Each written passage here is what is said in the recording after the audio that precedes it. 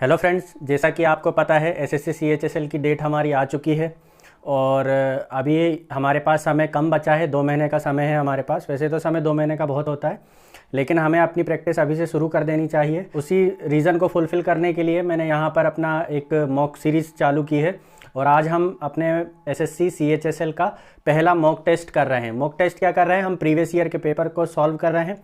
Previous year के paper को solve करने का रीज़न ये है क्योंकि एसएससी जो है वो हमेशा से ही अपने प्रीवियस ईयर के क्वेश्चंस पर फोकस करता है। ठीक है, तो आज हम करने वाले हैं 17 मार्च 2022 के फर्स्ट शिफ्ट का पेपर जो सीएचएसएल में हुआ था, है ना। तो आइए हम देखते हैं इसके फर्स्ट शिफ्ट का पेपर जो सीएचएसएल में हुआ था, है ना। तो आइए हम देखते हैं अपने क्वेश्चंस को। नेक्स्ट क्वेश्चन हमारा सिंप्लीफिकेशन का है, या हम इसको क्वाड्रेटिक इक्वेशन भी बोल सकते हैं कि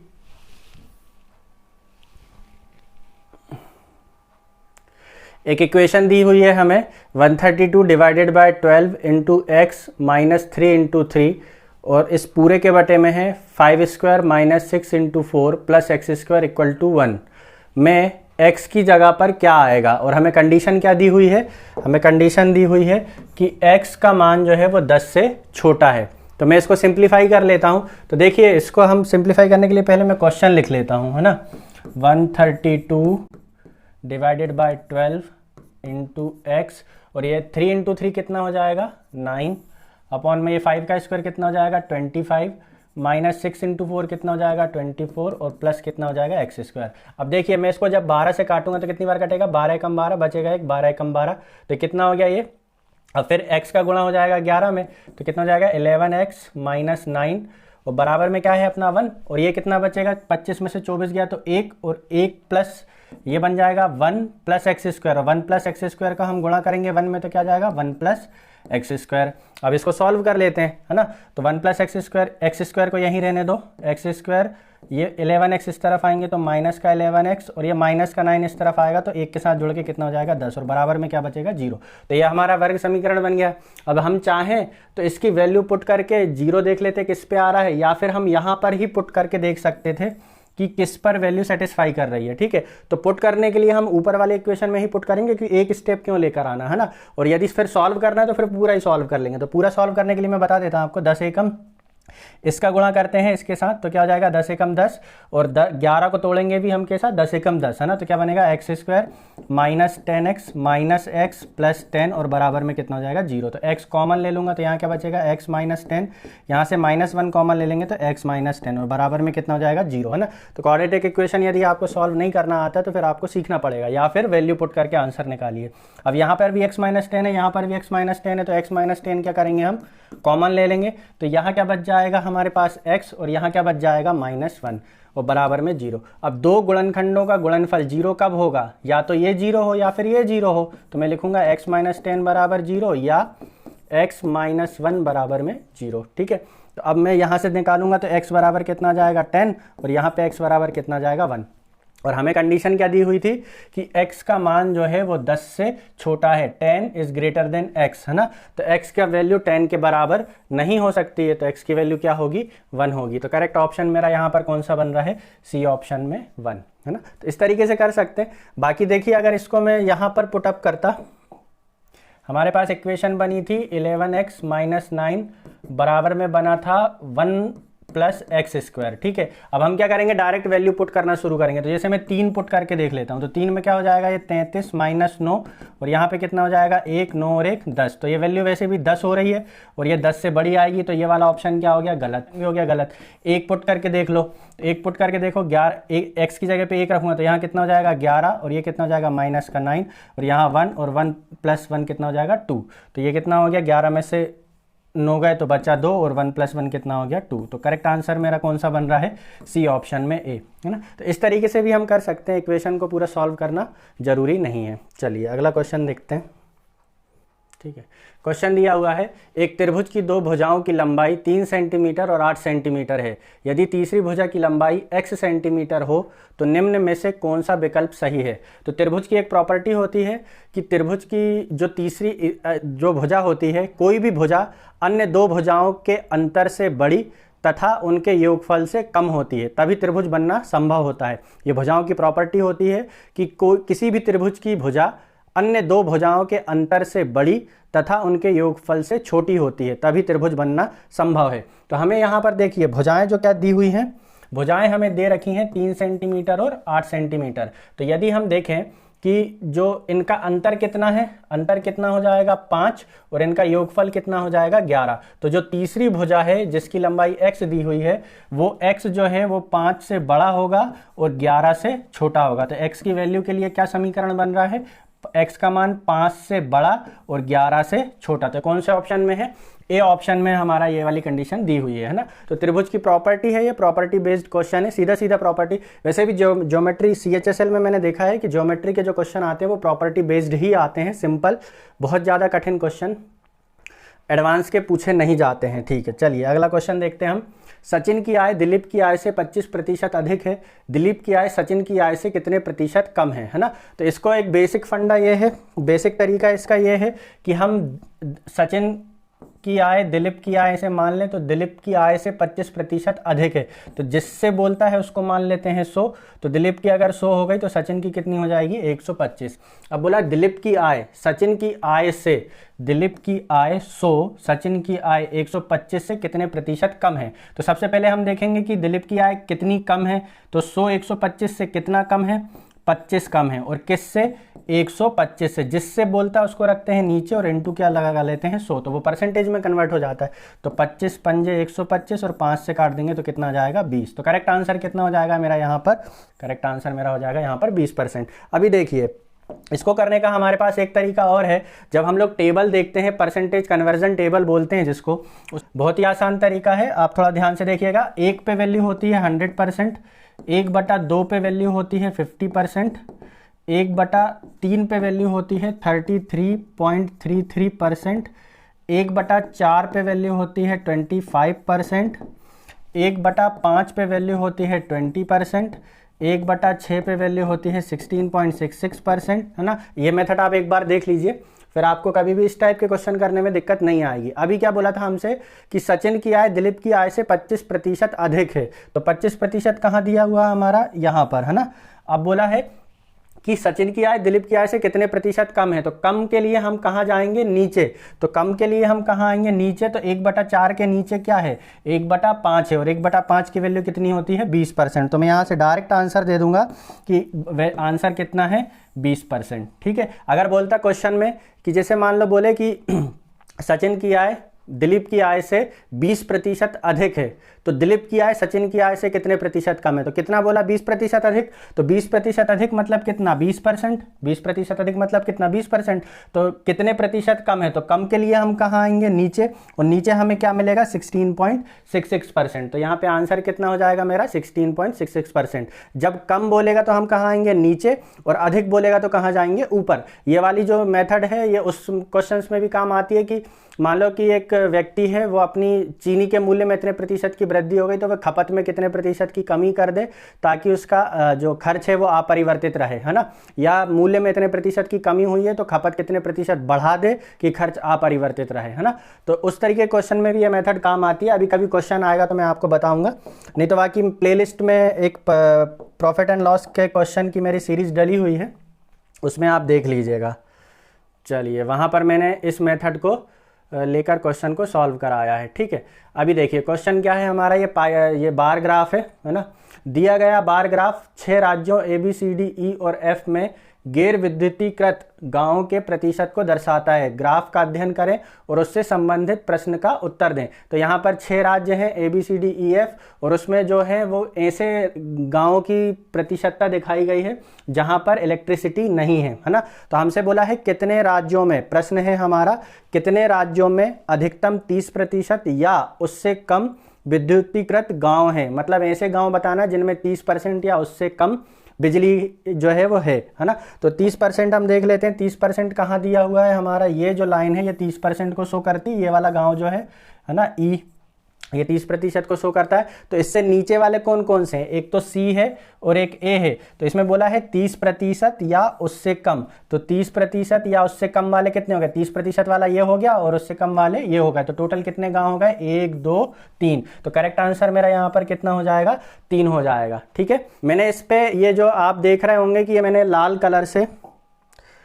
कलर से मैंने यहाँ पे छुपा दिया है, वो इसलिए छुपाया है ताकि आप क्वेश्चन को देखें, क्वेश्चन को देख के खुद से सॉल्व करें। यदि आंसर आ जाता है तो आप डायरेक्ट नेक्स्ट क्वेश्चन पे स्किप करें, मेरा सॉल्यूशन ना देखें, क्योंकि समय हमारे पास कम है, समय वेस्ट नहीं करना है। आप नेक्स्ट क्वेश्चन पे स्किप करके जाइए, नेक्स्ट क्वेश्चन करिए। ठीक है, और यदि नहीं आता है आपका आंसर तब सॉल्यूशन को देखना है। ठीक है, और यदि आपको लगता है कि सॉल्यूशन यूनिक वे से सॉल्व हो रहा है तो आप तब भी देख सकते हैं। ठीक है, कुल मिला के आपके ऊपर है, आपको अपना समय आपको कैसे बचाना है और वीडियो को कम से कम समय में कवर करना है। ठीक है, आप इसको 1.5x या 2x में भी देख सकते हैं। कुल मिला के आपकी प्रिपरेशन अच्छे से होनी चाहिए, बाकी सब तो ठीक है ना। चलिए अगला क्वेश्चन करते हैं हम कि 4:7 के प्रत्येक पद में कितना जोड़ा जाए कि यह 2:3 हो जाए, है ना। तो अब देखिए इसको मैं अगर अपने एग्जाम अप्रोच से देखूं तो कितना अनुपात है, 4:7। अब बोला प्रत्येक पद में कितना जोड़ा जाए कि अनुपात कितना हो जाए, 2:3। तो जो नई संख्या बनेगी वो 2 से कटेगी और 3 से कटेगी। एग्जाम अप्रोच देखिएगा, है ना। तो अगर मैं 4 में, जैसे मान लो मैं पहला ऑप्शन चेक करूं तो 4 में यदि मैं 3 जोड़ूंगा तो कितना हो जाएगा, 7। तो 7 से कोई 2 कटने वाला है क्या, नहीं कटने वाला। 4 में मैं 1 जोड़ूंगा तो कितना बनेगा, 5। 5 2 से कटेगा क्या, नहीं कटेगा। 4 में 4 जोड़ूंगा तो कितना आ जाएगा, 8। हाँ, ये 2 से कट जाएगा। अब 7 में मैं 4 जोड़ूंगा तो कितना आ जाएगा, 11, लेकिन वो 3 से नहीं कटेगा। तो 4 वाला ऑप्शन भी क्या हो गया, गलत। अब कौन सा बचा, 2। तो सीधे मैं 2 को टिक करूंगा और आगे बढ़ जाऊंगा, लेकिन फिर भी एक बार चेक कर लेते हैं। 4 में 2 को जोड़ो कितना आ जाएगा, 6, और 7 में 2 को जोड़ो कितना आ जाएगा, 9, है ना। तो देखिए 2:3, है ना। तो देखिए मैं इसको 3 से काटूंगा तो कितनी बार कटेगा, ये 2:3 से इसको काटूंगा तो कितना आ जाएगा, 3। तो आ गया मेरा अनुपात 2:3, है ना। बाकी इसको बेसिक से करने में टाइम वेस्ट होगा। कैसे वेस्ट होगा, मैं इसको लिखूंगा 4x, फिर लिखूंगा 7x, फिर इसमें एक मान लो एक संख्या हम कुछ भी a जोड़ रहे हैं, है ना, 7x प्लस a जोड़ रहे हैं और अनुपात कितना हो जा रहा है मेरा, 2:3। तब फिर हम यहाँ पर क्या करेंगे, a की वैल्यू निकालेंगे और वो कॉम्प्लिकेटेड हो जाएगा, जबरदस्ती की इक्वेशन बन जाएगी। इसलिए इसको क्या है, ऑप्शन से चेक करना ज़्यादा सही है। तो करेक्ट ऑप्शन मेरा कौन सा बन रहा था यहाँ पे, 2। चलिए नेक्स्ट क्वेश्चन देखते हैं। नेक्स्ट क्वेश्चन है हमारा sec(x² - 3 sec(x + 2) = 0 है और x की वैल्यू जो है वो 0 से 90 के बीच में है, मतलब 0 से बड़ी और 90 से छोटी। तो x का मान क्या होगा, है ना। तो इसके लिए देखिए सबसे अच्छा तरीका यह है कि मैं इसको, यदि मैं एक इक्वेशन बना दूं, है ना, जैसे sec(x) बराबर हम ले लेते हैं, sec(x) बराबर हम ले लेते हैं a, है ना। तो ये क्या हो जाएगा, a² - 3a + 2 बराबर में कितना हो जाएगा, 0।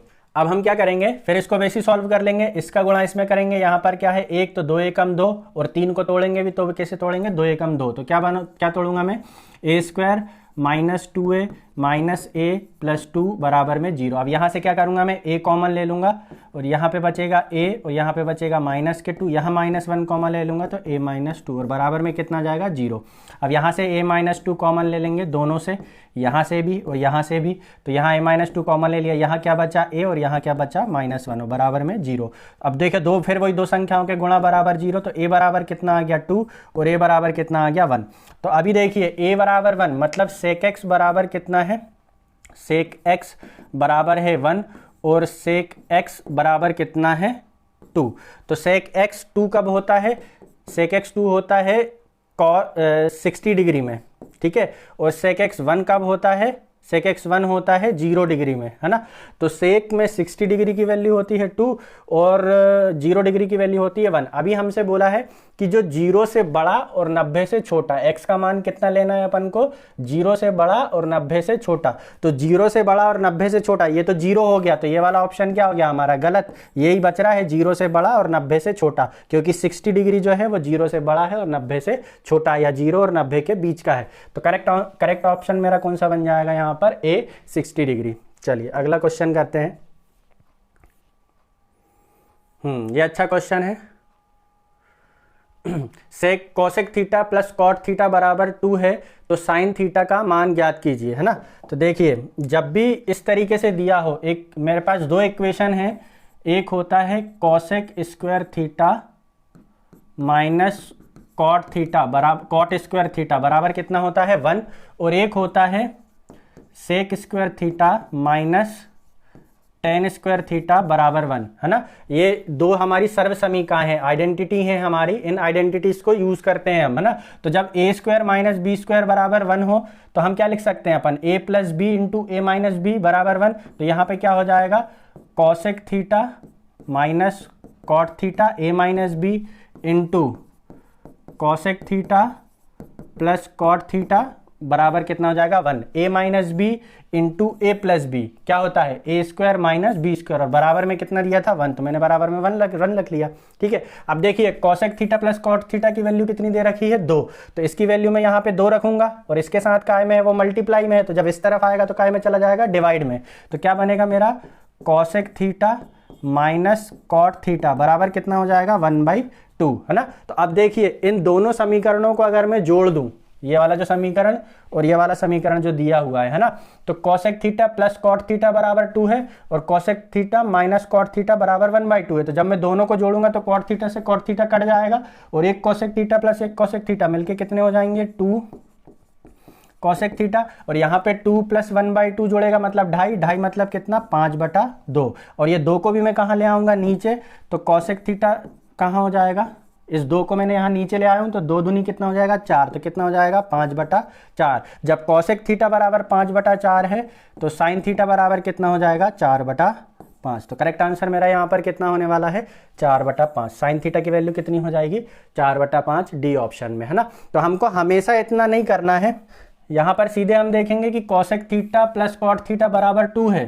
तो मैं यहाँ पे लिखूंगा सीधे cosec theta minus cot theta बराबर 1/2, 2 का उल्टा 1/2, और ये हमें दिया हुआ था cosec theta plus cot theta बराबर 2। दोनों को जोड़ दो, दोनों को जोड़ देंगे तो कितना हो जाएगा ये 2 कॉसेक थीटा बराबर 2 प्लस 1/2 मतलब कितना 5/2, और कॉसेक थीटा बराबर कितना हो जाएगा 5/4, तो साइन थीटा बराबर कितना हो जाएगा 4/5, है ना, क्योंकि साइन का उल्टा होता है कॉसेक। तो करेक्ट आंसर कितना हो जाएगा 4/5। इसी तरीके से sec theta plus tan theta बराबर a दिया हो तो sec theta minus tan theta बराबर कितना हो जाएगा 1/a, है ना। तो कॉसेक के साथ कॉट और सेक के साथ टेन, है ना, इनका पेयर है, और इनके प्लस और माइनस कैसे होते हैं एक दूसरे के रेसिप्रोकल, है ना। प्लस में दिया है a तो माइनस में कितना हो जाएगा 1/a, जैसे प्लस में दिया था 2 तो माइनस में कितना हो जाएगा 1/2। तो डायरेक्ट हम वहां पे रख के और क्वेश्चन को सॉल्व करेंगे। मैं आप एग्जाम अप्रोच बता रहा हूं आपको कि एग्जाम में हमें कम समय में ज्यादा से ज्यादा क्वेश्चन कैसे अटेम्प्ट करना है ना। देखिए नेक्स्ट क्वेश्चन है हमारा a³ प्लस b³ बराबर 20 और a प्लस b बराबर 5, तो a की पावर 4 प्लस b की पावर 4 का मान ज्ञात करें, है ना। तो सीधे सीधे दिख रहा है हमें कि a की पावर 4 कब आएगा, जब a³ में a का गुणा होगा, मतलब a³ में यदि मैं a का गुणा करूं तब तो a की पावर 4 आएगा, है ना। तो मैं क्या करूंगा इन दोनों का पहले गुणा कर लूंगा, तो इन दोनों का गुणा करो तो पहले इसका गुणा होगा इसमें, तो कितना हो जाएगा a की पावर 4 प्लस इसका गुणा होगा इसमें तो कितना हो जाएगा प्लस b की पावर 4, इसका गुणा इसमें भी होगा तो कितना हो जाएगा ab³ प्लस इसका गुणा इसमें भी होगा तो कितना हो जाएगा a³b, है ना। और बराबर में जब हमने लेफ्ट हैंड साइड में मल्टीप्लाई किया तो हमने राइट हैंड साइड में भी मल्टीप्लाई करना है, तो 20 में 5 का गुणा होगा तो कितना आ जाएगा 100। ठीक है, इसकी वैल्यू हमें निकालना है ना, इसकी वैल्यू हमें निकालना, तो इसको ऐसे ही रहने दो प्लस। अब देखिए यहां पर मैं अगर ए बी कॉमन ले लूं, है ना, ए बी कॉमन ले लूं तो यहाँ पे क्या बचेगा ए बी चला गया तो क्या बचा b², और यहाँ से ए बी चला गया तो क्या बचा a², और बराबर में कितना दिया है 100। अब देखिए अब मेरे पास एक नई समस्या बन गई कि मुझे ए बी और a² प्लस b² का मान मुझे निकालना है। तो ए बी और a² प्लस b² का मान निकालने के लिए मुझे इस फॉर्मूले का यूज करना पड़ेगा, है ना, या फिर a प्लस बी के होल क्यूब के फॉर्मूले का यूज करना पड़ेगा। तो मैं a प्लस बी के होल क्यूब का फॉर्मूले का यूज कर लेता हूं। a प्लस बी का होल क्यूब बराबर होता है a³ plus b³ plus 3ab in bracket a plus b. ठीक है, तो a प्लस बी की वैल्यू कितनी दी है 5, तो 5 का होल क्यूब कितना हो जाएगा 125। a³ प्लस b³ की वैल्यू कितनी दे रखी है 20 प्लस 3 ab की वैल्यू मुझे नहीं पता, और a प्लस बी की वैल्यू कितनी है a प्लस बी की वैल्यू कितनी है 5। ठीक है, तो यहाँ पे देखिए ये हो जाएगा 15ab और ये 20 वहाँ जाके माइनस हो जाएगा, तो कितना बचेगा 105 बराबर 15AB, तो AB बराबर कितना हो जाएगा 15 सत्ते 105। AB का मान कितना आ गया 7। अब AB की वैल्यू मेरे को यहाँ पर 7 पता चल गई है कि AB का मान कितना है 7 है। अभी मेरा नेक्स्ट टारगेट क्या हो गया, a square plus b square का मान निकालना। तो a square plus b square का मान निकालने के लिए मैं a प्लस बी के होल स्क्वायर का फॉर्मूले का यूज़ करूँगा। तो a प्लस बी के होल स्क्वायर का फॉर्मूला होता है a square plus b square plus 2ab, है ना। तो a प्लस बी का whole square, a plus b की वैल्यू कितनी है 5, 5 का स्क्वायर कितना हो जाएगा 25। a square plus b square की वैल्यू मुझे निकालना है, ठीक है, प्लस 2, और ab की वैल्यू अब भी कितनी निकली है 7, तो इंटू ab की वैल्यू कितनी रख लूँगा 7, 2ab 2 इंटू 7, तो ये हो जाएगा a square plus b square बराबर 7 दूनी 14, 14 यहाँ जाके घट जाएंगे तो वैल्यू कितनी आ जाएगी 11, ठीक है। तो अब मेरे पास a square plus b square की वैल्यू भी कितनी आ गई है 11, ठीक है। तो अब मैं क्या करूंगा, मुझे इसकी वैल्यू निकालना था, है ना, तो इसकी वैल्यू निकालना था, तो मैं यहाँ लिख लेता हूँ a की पावर 4 प्लस b की पावर 4 बराबर ये कितना हो जाएगा 11 में 7 का गुणा 77, और 77 आके यहाँ पे 100 में क्या हो जाएंगे माइनस हो जाएंगे, तो कितना हो जाएगा 100 माइनस 77। तो a की पावर 4 प्लस b की पावर 4, है ना, तो कितना हो जाएगा ये 100 में से 70 गए 30, और 30 में से 7 गए तो कितना बचा 23। तो करेक्ट आंसर मेरा कितना हो जाएगा a की पावर 4 प्लस b की पावर 4 कितना आ रहा है 23। तो कौन सा ऑप्शन था मेरा, डी ऑप्शन में 23 हमारा दिया हुआ था। Study the following graphs and answer the question, नीचे दिए गए ग्राफ का अध्ययन करो और प्रश्नों का उत्तर दो, है ना। तो ये ग्राफ है, इसमें क्या दिया हुआ है, इंडिया का बिस्किट का एक्सपोर्ट दिया हुआ है और उसका ये हमें क्वांटिटी दी हुई है, डार्क में हमें क्वांटिटी दी हुई है और उसकी वैल्यू दी हुई है वाइट में, है ना।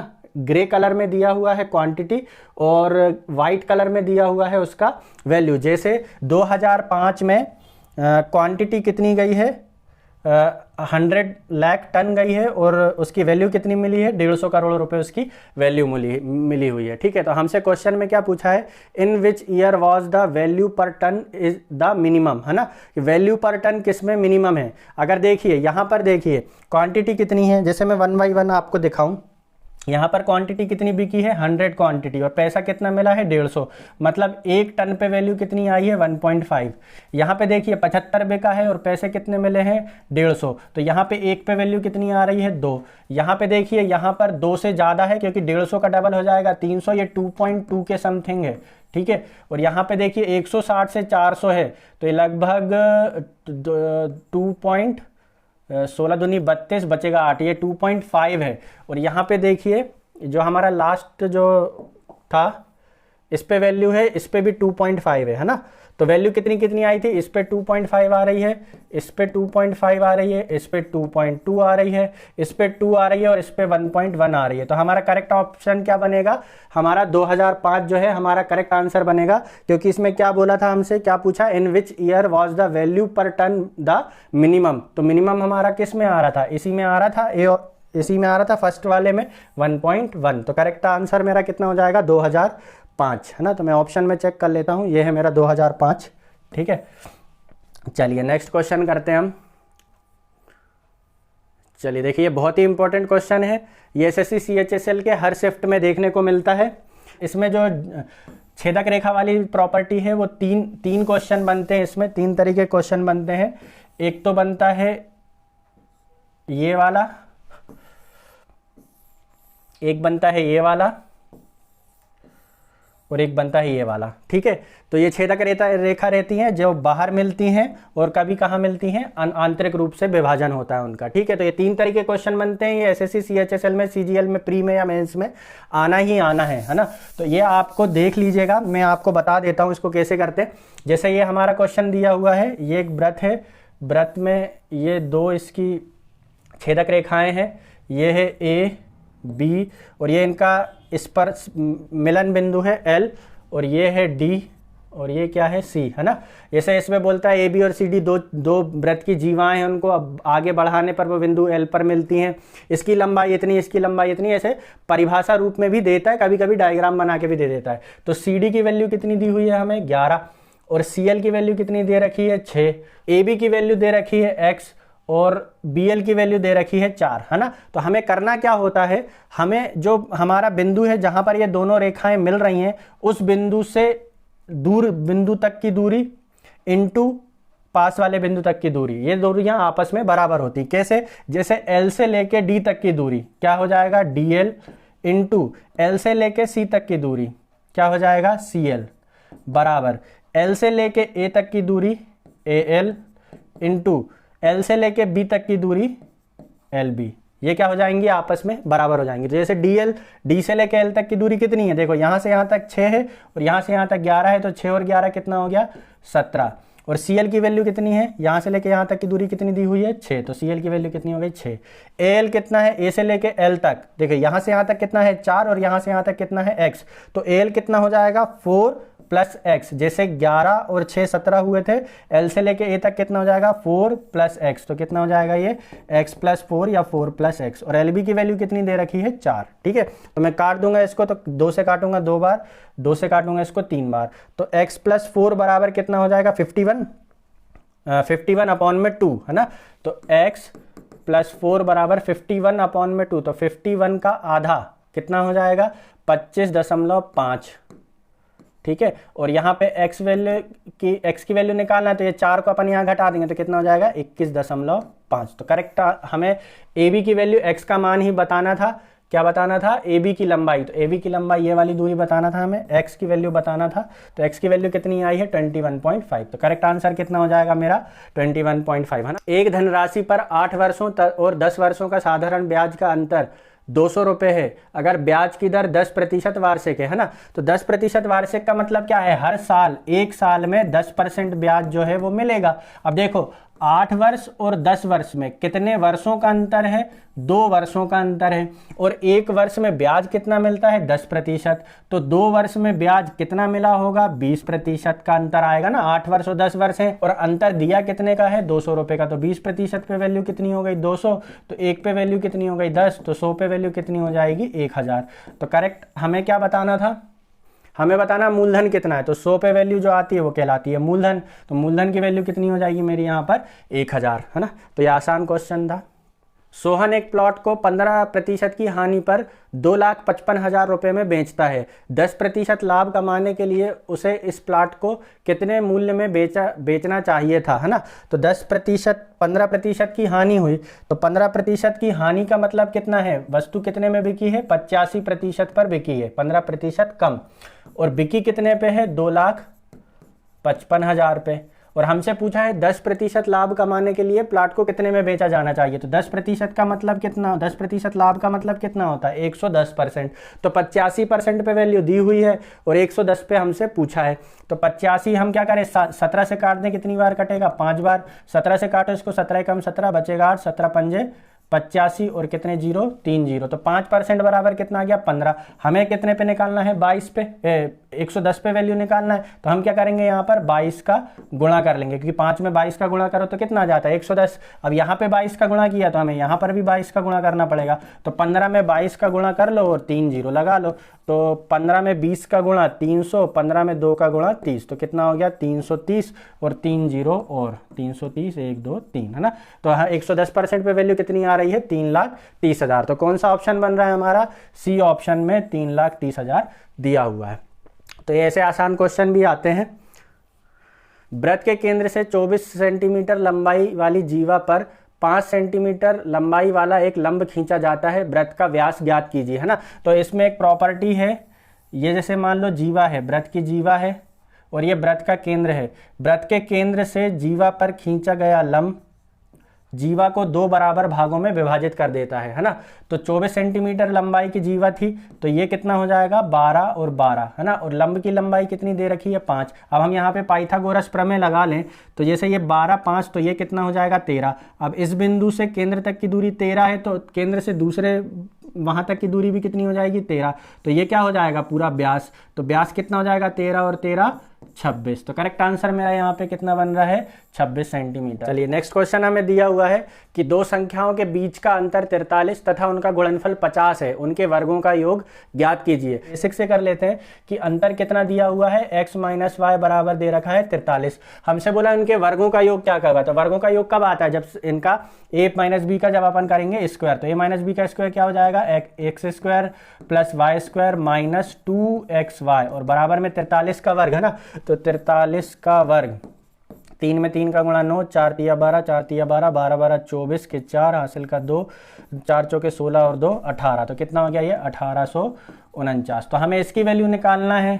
X square plus y square minus 2। X y की वैल्यू कितनी दे रखी है, गुणनफल कितना दे रखा है 50। तो 2xy कितना हो जाएगा 100 बराबर में 1849। तो x square plus y square, ये माइनस के 100 इस तरफ जाके जुड़ जाएंगे तो कितना हो जाएगा 1800 की जगह 1949। तो कौन सा ऑप्शन बनेगा मेरा, ए ऑप्शन बनेगा 1949 रुपये। चलिए अगला क्वेश्चन करते हैं।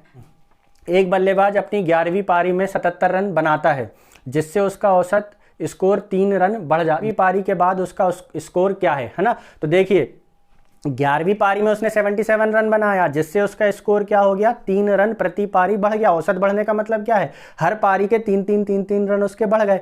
तो उसने बनाया कितने 77, जिसमें हर पारी का 3 रन बढ़ गया, मतलब उसने 11 पारियों के 3 रन एक्स्ट्रा बनाए, मतलब 33 रन क्या हुआ उसने एक्स्ट्रा बनाए हैं। तो बनाए हैं 77 जिसमें से 33 एक्स्ट्रा है, मतलब उसका एवरेज कितना था 44 था। हमसे क्या पूछा 11वीं पारी के बाद उसका औसत स्कोर क्या है। तो 11वीं पारी के बाद उसका औसत स्कोर कितना हो जाएगा 3 रन प्रति पारी बढ़ जाएगा। तो 44 और 3 कितना हो जाएगा यहाँ पर 47। तो करेक्ट आंसर मेरा यहाँ पर कितना बनने वाला है 47, है ना। तो ये एवरेज की मेरी कंप्लीट वीडियो है, आप उसमें देख लीजिएगा कि एवरेज के क्वेश्चन को मैंने लगभग हर टाइप वहाँ पर कवर कराया है। अगला क्वेश्चन करते हैं हम। क्वेश्चन दिया हुआ है हमें, यदि त्रिभुज ABC की भुजा BC का मध्य बिंदु M हो और त्रिभुज ABM का क्षेत्रफल 18 सेंटीमीटर स्क्वायर है तो त्रिभुज ABC का क्षेत्रफल ज्ञात करें। मध्य बिंदु प्रमेय लगेगी। यहाँ पर एक त्रिभुज है, त्रिभुज ABC, भुजा BC का कोई मिड पॉइंट है M, तो मिड पॉइंट M है तो AM को जब हम जोड़ेंगे तो एक त्रिभुज बन रहा है ABM, ये वाला त्रिभुज, और इस त्रिभुज का क्षेत्रफल कितना दे रखा है 18 सेंटीमीटर स्क्वायर। तो ये मध्य बिंदु है, तो ये जो त्रिभुज बना है जितना क्षेत्रफल, ये इस रेखा ने 2 बराबर भागों में बांट दिया होगा, क्योंकि शीर्ष से मध्य बिंदु को मिलाने वाली रेखा त्रिभुज को 2 बराबर भागों में बांट देती है, इसको मध्य बिंदु प्रमेय बोलते हैं। तो ये 18 सेंटीमीटर जब इस त्रिभुज का है ABM का है तो ACM का भी कितना होगा 18 सेंटीमीटर ही होगा। हमसे क्या पूछा त्रिभुज ABC का क्षेत्रफल, तो देखिए इतना है 18 सेंटीमीटर और इतना है 18 सेंटीमीटर, मतलब टोटल ABC कितना है 18 और 18 36 सेंटीमीटर। तो करेक्ट आंसर मेरा यहाँ पर कितना बन जाएगा 36 सेंटीमीटर स्क्वायर। चलिए नेक्स्ट क्वेश्चन करते हैं कि x और y एक साथ मिलकर किसी काम को 15 दिन में पूरा कर सकते हैं जबकि y अकेले इस काम को 40 दिनों में पूरा कर सकता है। x को अकेले ये काम करने में कितने दिन लगेंगे। तो टाइम एंड वर्क का बिल्कुल बेसिक क्वेश्चन है ये। x प्लस वाई मिलकर कितने दिन में करते हैं 15 दिन में करते हैं, और y अकेले इस काम को कितने दिन में कर लेता है 40 दिन में कर लेता है। तो एलसीएम निकालेंगे, 15-40 का एलसीएम कितना जाएगा 120। 15 दिनों में 120 यूनिट मतलब एक दिन में 8 यूनिट, 40 दिन में 120 यूनिट मतलब एक दिन में 3 यूनिट। x प्लस वाई मिलके करते हैं 8 यूनिट, y अकेला करता है 3 यूनिट, मतलब x कितनी करता है 5 यूनिट। हमसे पूछा है कि x अकेले कितने दिन में करेगा, कुल काम कितना है 120, और x अकेले कितनी करता है 5, मतलब उसको लगने वाले दिनों की संख्या कितनी हो जाएगी 24। तो करेक्ट आंसर मेरा यहाँ पर कितना हो जाएगा 24, है ना। तो टाइम एंड वर्क का मैंने पूरा बिल्कुल बेसिक से सारे टाइप के क्वेश्चन को कवर कराया है। प्लेलिस्ट में आपको मिल जाएगा, जो मेरे चैनल को विजिट करके आप देखेंगे तो वीडियोस डली हुई हैं टाइम एंड वर्क की, वहाँ पर आप देखेंगे कि मैंने 5 वीडियो में टाइम एंड वर्क कवर किया है। लगभग हर टाइप के क्वेश्चन वहाँ पर आपको मिल जाएंगे। चलिए नेक्स्ट क्वेश्चन करते हैं हम। एक आदमी 20 किलोमीटर प्रति घंटे की चाल से x से y स्थान पर जाता है लेकिन y से x स्थान पर 25 किलोमीटर की चाल से वापस आता है, उसकी औसत चाल क्या है ना। तो इसमें देखो किताबों में कैसा दिया रहता है, ये 2xy अपॉन में x प्लस वाई, है ना। मैंने इसको ऐसे बताया कि ये जो 2 चालें दी हुई हैं 20 और 25, इससे ज़्यादा भी अगर चालें दी हुई हैं, 3 चालें दी हो, 4 चालें दी हो, तब भी औसत चाल निकाली जा सकती है। कैसे, जैसे मान लो x से y के बीच की दूरी जो मैं है वो मानूंगा कौन सी दूरी, जो 20 किलोमीटर प्रति घंटे से भी बराबर घंटे में तय हो, मतलब पूर्ण घंटे में तय हो, और 25 से भी। तो मैं मान लेता हूं उसके लिए 20 और 25 का एलसीएम। तो मैं मान लूं कि x और y के बीच की दूरी कितनी है 100 किलोमीटर है। तो पहली कंडीशन, जब x से y की तरफ वो जा रहा है तो 20 की स्पीड से जा रहा है और दूरी कितनी है 100 किलोमीटर, तो इसमें कितने लगेंगे 5 घंटे, ठीक है। और जब वो y से x में आएगा तब कितनी स्पीड है उसकी 25 किलोमीटर है, तब कितने घंटे लगेंगे 4 घंटे लगेंगे, है ना। 25 की स्पीड से 100 किलोमीटर 4 घंटे। तो उसने देखो टोटल कितनी दूरी तय किया, टोटल कितनी दूरी तय किया है 200 किलोमीटर, और समय कितना लगा है 5 घंटे जाने में और 4 घंटे आने में, मतलब टोटल समय कितना लगा है 9 घंटे। औसत चाल कैसे पता चलेगी, कुल दूरी बटे कुल समय। तो 200 में 9 का भाग, जब 100 में 9 का भाग दो तो कितना आता है 11 सही 1/9। तो जब 200 में 9 का भाग देंगे तो कितना जाएगा 22 सही 2/9, इसका डबल है ना। तो करेक्ट आंसर कितना हो जाएगा मेरा 22 सही 2/9। यहाँ पर ये 9 था वो क्रॉप करने में कट गया है। चलिए नेक्स्ट क्वेश्चन करते हैं। ये एक अच्छा क्वेश्चन है। निम्न में से कौन सी संख्या 7 की घात 81 प्लस 7 की घात 82 प्लस 7 की घात 83 को पूर्णतः विभाजित कर देगी। देखिए इसको करने के लिए मैं यहाँ पे थोड़ा सा अपना अगर जैसे दिमाग लगाए हम कि 7 की पावर 81 इसमें भी होगा, इसमें भी होगा, इसमें भी होगा, तो मैं क्या करूंगा 7 की पावर 81 कॉमन ले लूंगा। तो यहाँ क्या बचेगा 1। अब देखो 82 में से 81 चला गया तो 7 की पावर 1 बचा, 7 की पावर 1 का मान कितना होगा 7, और 83 में से 81 चला गया तो मतलब कितना बचा 2 बचा, तो 7 की पावर 2 का मान कितना हो जाएगा 49। तो यहाँ पर देखिए 7 की पावर 81 एक फैक्टर बना, और ये बना 7 और 1 8, और 8 और 49 कितने हो गए 57। तो ये जो संख्या है वो 57 से डिवाइड हो जाएगी। 57 ऑप्शन में नहीं दिया है। अच्छा हाँ, तो हम क्या करें, देखो इसको 7 की पावर 81 है ना, तो इसको मैं लिख लूंगा 7 की पावर 80 इंटू 7 की पावर 1 मतलब 7, और इंटू कितना लिख लूंगा 57। अब इन दोनों का मल्टीप्लाई करके देखूंगा तो क्या बनेगा 7 की पावर 80 इंटू 7 7 जा 49 का 9 4 7 399। तो ये जो संख्या क्या बनी, संख्या के फैक्टर क्या बने 7 की पावर 80 इंटू 399। तो ये जो संख्या है वो 399 से क्या होगी डिवाइड हो जाएगी। तो करेक्ट आंसर मेरा कितना बनेगा 399। ये वही वर्षा ऋतु वाला है जो घटनाओं की मौतों को दर्शाता है। हमें इसमें बताना है कि कहाँ गया दो के बीच में सबसे अधिक गिरावट आई थी। तो सबसे अधिक गिरावट कहाँ आई है, देखिए वही ग्राफ वही है हमारा। सबसे अधिक गिरावट कहाँ आई है हमारी, सबसे अधिक गिरावट आई है 180 से 45 के बीच में, है ना, क्योंकि गिरावट दो जगह आई है, एक तो 80 से 45 और एक 160 से 150। तो यहाँ पर गिरावट ज़्यादा है ना। तो सबसे ज़्यादा गिरावट कब आई है 7 से 14 जुलाई के बीच में, है ना। तो 7 से 14 जुलाई के बीच में, मतलब बी ऑप्शन बनेगा मेरा, 7 से 14 जुलाई के बीच में सबसे ज़्यादा गिरावट आई है। चलिए अगला क्वेश्चन करते हैं। तो आज के पहले मॉक टेस्ट के या पहले प्रीवियस ईयर पेपर सॉल्यूशन के क्वेश्चन समाप्त हुए। हम अपने नेक्स्ट वीडियो में इससे नेक्स्ट शिफ्ट के क्वेश्चन को लेकर आएंगे, और आगे भी हम कंटिन्यू जो पेपर जो है मैं आपको सॉल्व कराता रहूँगा। यदि आप पेपर का सॉल्यूशन चाहते हैं, मॉक टेस्ट चाहते हैं, तो चैनल को सब्सक्राइब कर लीजिए, हमारे चैनल के साथ जुड़े रहिए। Thank you.